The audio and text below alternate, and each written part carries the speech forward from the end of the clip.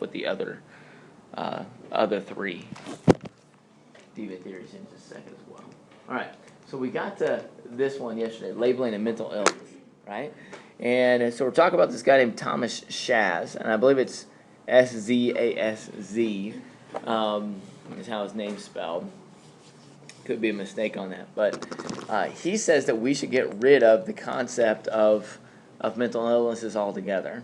And there's a positive aspect of this and there's a negative aspect of this. I think it's good for us to be able to identify certain issues that people have, because then you can seek out treatment, whether that would be like pharmaceuticals, like medicine, to try to treat the disease, or whether that would be cognitive therapy or behavioral therapy, something like that to treat the disorder, or there's new different types. There's been recently created different ways in which we could, the behavioral aspect is really focusing on manipulating the part of the brain. So that's some really cool new stuff. But the downside of using labels of mental illness, when you actually go in and you're going to a psychologist or a scientist or a doctor, and they say, hey, you've got this, then it really does affect your self-concept.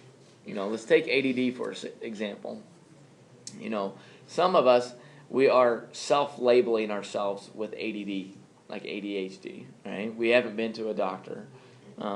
We haven't gone through the process of, having a school psychologist and using the resources here at the school to identify ourselves as having ADD. We just self-identify. And when we do that, we use it as kind of like a crutch, or it's justification, right? We don't do our homework assignments. I forgot. Oh, it's my ADD, right? Or I fall asleep in class. That's my ADD, right?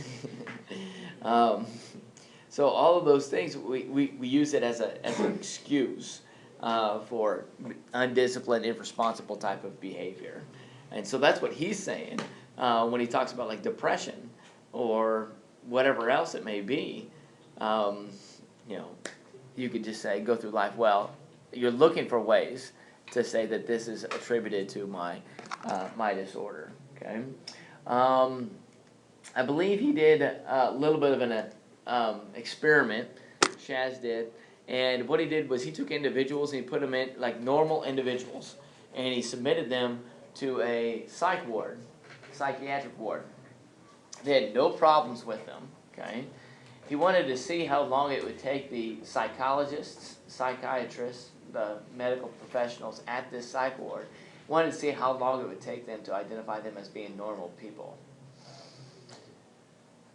The people that were able to identify them as being normal first weren't the professionals. It was actually the other patients inside of the psych ward.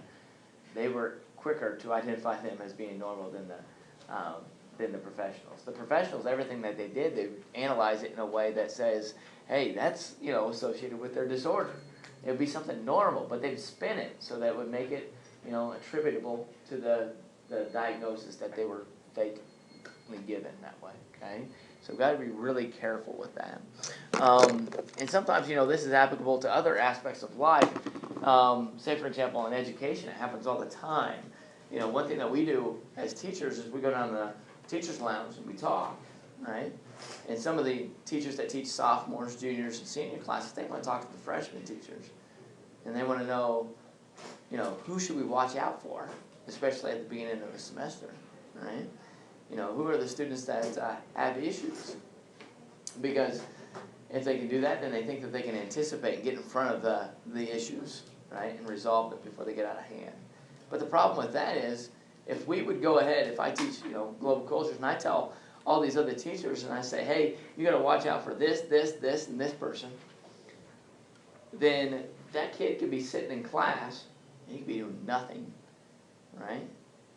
And he just, does something that would be normal, but the teacher, because they are looking for it, what do? Spin it. Yeah, they spin it off, and they say, hey, he must be getting ready to do something deviant. I better get ahead of it, right? And what it does is it makes things worse that way. So you got to be really careful with that. It happened to me when I first came here. I had somebody that was familiar with the Eureka School District, and they said, hey, let me look at your roster, and I'll tell you what students are good and what students aren't so good. And you just can't do that, because if you do that, you get yourself, it skews your perspective that way. It's all about the labeling there. Medicalization of deviance is it's a little bit different from what Thomas Shaz was talking about. Sometimes in society today, we have a difficult time differentiating what is deviant behavior and what is an illness. Deviance versus illness. You may want to write that out with medicalization of deviance. Deviance versus illness. Give you an example. Tiger Woods, right? You guys are familiar with Tiger Woods and the struggles that he's had? He's been labeled as a sex addict, right? He's had all those issues that he ran into. And so what does he do? He eventually goes to like a rehab, like a facility where he's supposed to get treatment so that he can overcome his bad habits, right? So from society's perspective, what do? Do we label him as a deviant person because of what he's done? Or do we label him as just an ill person that's got, kind of like a disease? This addiction is something that is outside of his control. And we do that a lot. We do that with like alcohol, right? We say that these people the alcoholism, that's more of a disease. And it's not necessarily deviant behavior. They go to rehab, and then they're going to restructure their life and hopefully live a better life thereafter. So it brings up a tough question, a debatable question. It's really, how does society see it?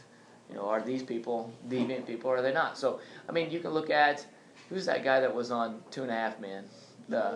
Charlie Sheen, right? You look at Charlie Sheen, he's got so many negative aspects about him. Whenever he goes to, rehab, we don't really say that that's a disease. We just, no, he's just a deviant person, right? All right, yeah, exactly. Lindsay Lohan. She's been there so many times. We just know that she's a deviant person. But if there's somebody else that happens to go there maybe for the first time and we have a little bit more respect for them, then we say, hey, that's a disease, right? That's an illness. That's something that she struggled with or he struggled with. And our perception of them, changes based upon whether we identify it as an illness or deviant behavior, okay? So that's the labeling theory. I know there's a lot of information there with the labeling theory. Probably not as much with the other three, but some good stuff still with the other three. The second theory of deviance is the strain theory. Sometimes it's called the structural strain theory or the social strain theory. Really like this idea. It's really based upon the idea of the American dream. What is the American dream? The American dream is that everybody wants to have, the perfect house, with the perfect family, with all the good stuff. This spin-off of the American Gothic painting here. I know it's a little bit dated, but it reiterates the idea of the American dream. You got the cell phone, you got the cable satellite television, you got the nice car, the Lincoln in the background. You wear nice clothes, got nice jewelry. You got your ability to be a part of the local country club, those type of things. That's the American dream. Okay. Now, how does that relate to the social strain theory? The question is everybody given the same opportunities to reach that dream? No, not everybody's given the same opportunities to get there, okay? So the way the social strain theory works, you may write this down, is deviance is contingent upon the institutionalized means to achieve success. Your deviant behavior is contingent upon the opportunity to have the institutionalized means to have success. Right? So what does that mean? That means if you're provided an opportunity to go to a great school district like Eureka High School or Eureka School District altogether, and you get yourself the opportunity to go to college because of all the good work that you've done inside the classroom, you've obtained scholarships, and then you get to go to college and you don't have to pay for it all that much because of all these scholarships that you have. and you get yourself a good job, and you get yourself a six-figure job eventually, making $100,000 a year. And once you make $100,000 a year, then you have an attractive salary, you're an attractive person, you get to have a spouse, and you get to have a family, you get to have a nice car, you get to have a nice house, and you reach the dream, right? However, does everybody get to go to Eureka Community Schools? No. Some people have to go to District 150. And if you have to go to District 150, you're not given the institutionalized means like everybody else is. Okay? And so what do you do then? I still have this dream. I want to have success. I still want to have a family and make a lot of money. So what do? I'm just going to find a different way in which I can get there. Right? And the different ways in which I can get there, if I'm living in Peoria, maybe it's dealing drugs. Right? Maybe it's stealing something, right? And selling things on the black market. Maybe it's prostitution, right? Maybe it's something else, right, that mainstream society doesn't necessarily agree with, but if I do it, then I can get a heck of a lot of money off of it, okay? So that's what happens a lot of times, is people resort to deviant means so that they can acquire the success that everybody wants, okay? So deviance, again, is contingent upon the institutionalized means, yeah. Again, this is Robert Merton. You remember writing his name down. He's the guy that really came up with the social strain theory. Deviance depends upon how well society provides the means to achieve goals. So sometimes, there are some really good communities out there that are really going to put you in a good spot to have success. But then there are other situations that you're just not. We have this American ideal that everybody is free and everybody is equal. Everybody's got the same opportunities, and that's just not true. Right? Imagine if you grew up on a Native American reservation, right? A Native American reservation, are you going to have the same educational opportunities, the same resources available to you? Not going to happen, right? So it's just crazy to think about the differences there that are created. And sometimes, a lot of times we're not aware of this. I'm not aware of this. I think somebody mentioned the other day, what was it? I think Ms. Bree, you were talking, we were going through the deviant list, right? And you said, this is Eureka, what else are we going to do? Right? Right? So, that may be the downside. If you lived in downtown Chicago, you may be able to find quite a few more things to keep you busy and you'd be entertained and you'd have an interesting type of life. But the thing is, you're going to have to sacrifice some of the things that we have, the good things that we have here as well whenever you do something like that. An aspect of social strain theory is innovation. This is kind of like the idea of, somebody living in Peoria. I still want to reach the American dream, so what am I going to do? I'm going to be deviant. So the best example that I can come up with for you of an innovator is this guy. Anybody know who this guy is? Al Capone. Al Capone. That's strong. So Al Capone. So you think about the 1920s, alcohol was banned, outlawed. So what did he do? He used it as a means by which he could get success, to make a lot of money. Right? So bootlegging became his life, right? And then prostitution became a part of his life as well. So he became one of the most wealthy, one of the most powerful, prestigious individuals in the history of all of Chicago, right? So he attained it.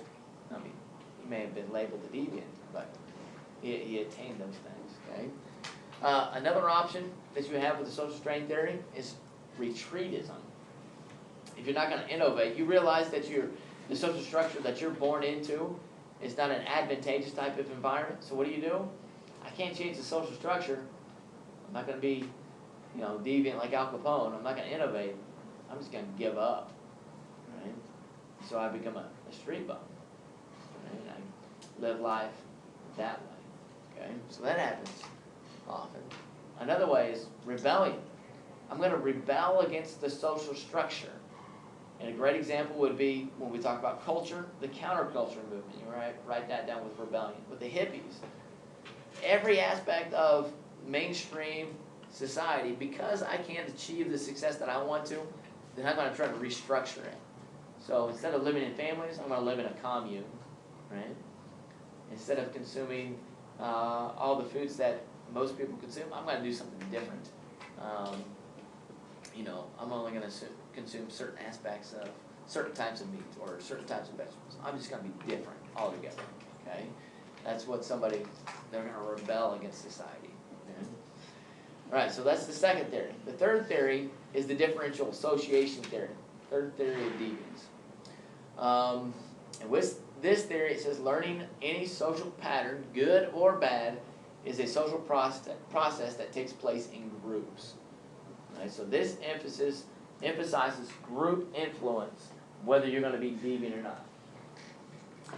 And one easy way to remember the differential association theory is I always say that this is your parents' worst nightmare. Your parents' worst nightmare. What is your parents' worst nightmare? One of us to die. Well, that's true, but before that, what happened? Usually they would say that, this would take place before that. Yeah, and what's going to lead you to get in the legal thing? Yeah, you get in the wrong group. Right? That's your parents' worst nightmare. Okay, and besides, your life being taken. Right? So if you get in the wrong group, they fear that you're going to acquire the characteristics of that group, and then you're going to start becoming more deviant. I'll give you an example. My folks, they ever tell you need to stop hanging around with a particular person? They ever tell you that?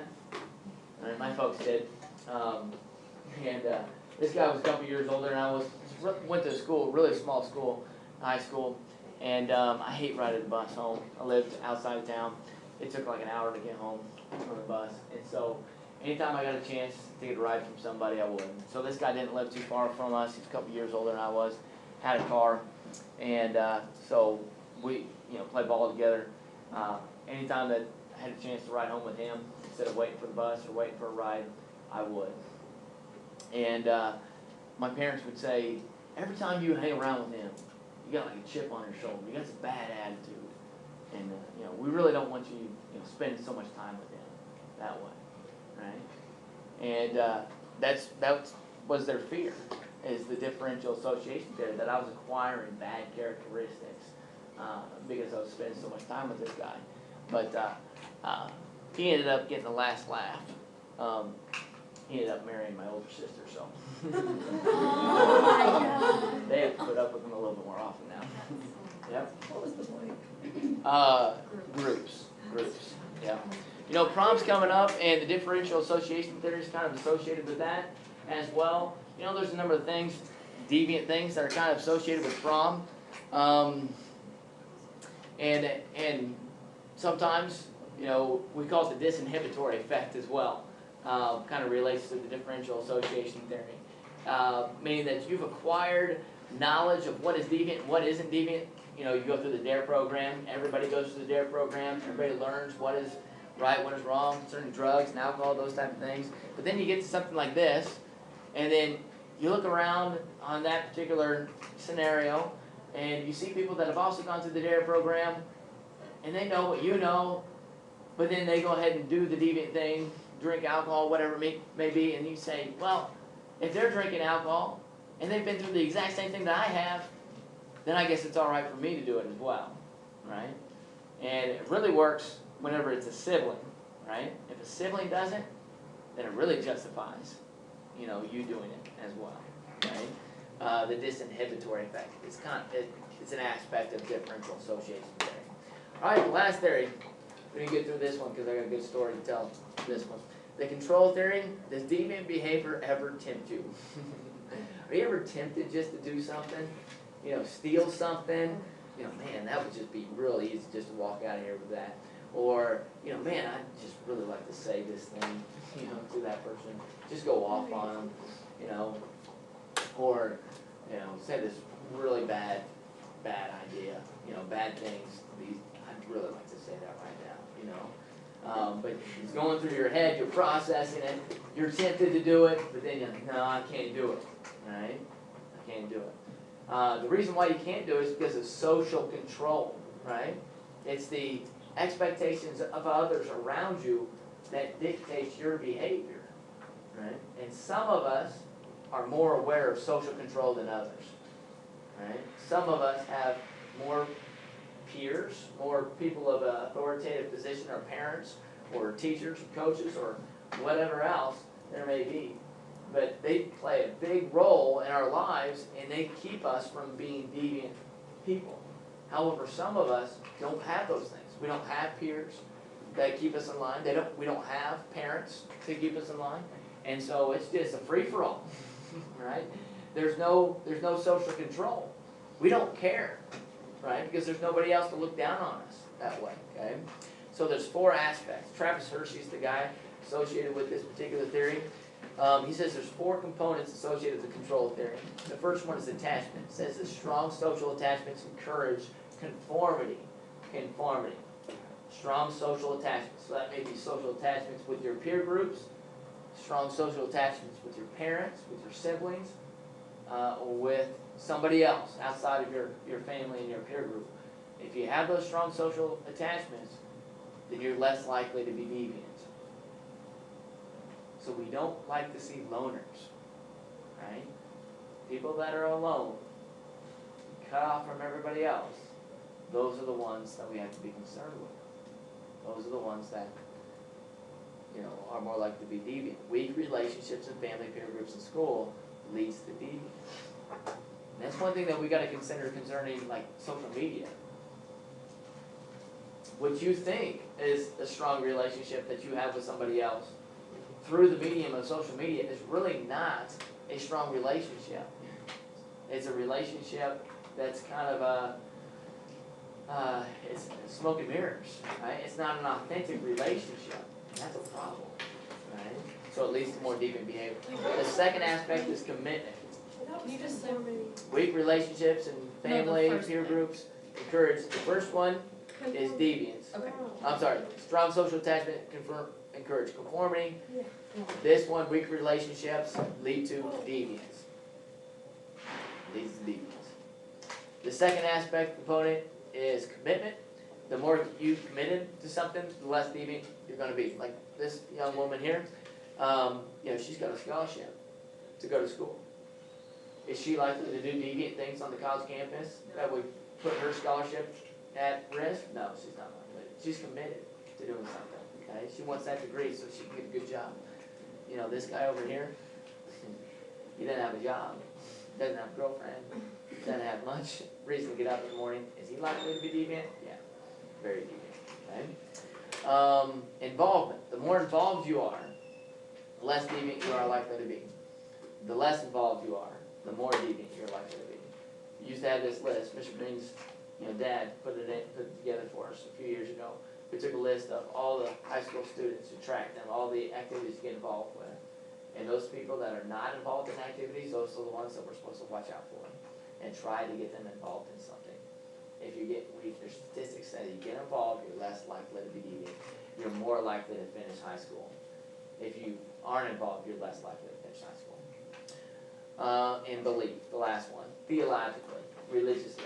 If you are a part of something like that, you're less likely to be deviant. If you're not part of something like that, you're more likely to be deviant. It's like a system of consciousness that plays a role there in your deviance, okay? I don't know if I have enough time to tell the story. Real quick. Got 1 minute. When I was in school, Freed Hardeman, we have strict rules. It's fairly conservative school, kind of like Lee. Lee's not as conservative as we are, but we're fairly conservative. We had curfew every night, and we had to be inside of our dorms. We had separate dorms for males and females. And we were one silver group, kind of hung around with them, kind of not, just enough to know what was going on. They would sneak out quite a bit after curfew, and they would monitor. We had campus security going around school, and they would monitor where they got them. They got out so much that they knew where they would be at all times of the night.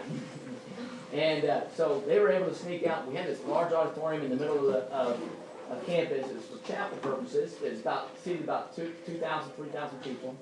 And they were able to climb up on top of this big, huge building, climb up on top of it and break in. There was a padlock and a door up there. They took a drill and busted through the padlock. And so they get in, and they find a catwalk up there. So the catwalk is, it's a massive room for these chapel services in the morning. And they had one guy hide up there, right, overnight. Okay, now the previous nights, I've got to go back. I'm gonna have to finish this tomorrow. Yeah, we'll go later. All right. Previous night, there's this warehouse down the road from school, and there's this freaky looking individual. You drive down the road, and it looked like somebody was looking down at you. Everybody knew about it, but nobody knew what it was. Well, they broke into that facility and realized that it was this big Jolly Green Giant looking like character. Okay, so they stole it. They took it back to their dorm. Then they broke out there at night, get on top of the big assembly building, and the guy stays up there all night long. So they have chapel service the next morning. And at the end of each chapel service, they have a prayer. So you got 2,500 people there. You got the faculty, the president of the university sitting up on the stage. And while everybody's praying, they open up one of the scaffolding at the top, and then they lower down the Jolly Green Giant in front of everybody, right in front of the stage. And around its neck, it's got a noose. And it says, and it's got a sign that hangs that says, chapel is yada, yada, yada, not so good stuff. And so the guy that's really in charge of doing all this stuff, he runs off the scaffolding, out the door, they get in the getaway car. And then they drive around town. He's got another getaway car on the other side, so he hops into another car so that they could get away from the authoritative, campus police that way.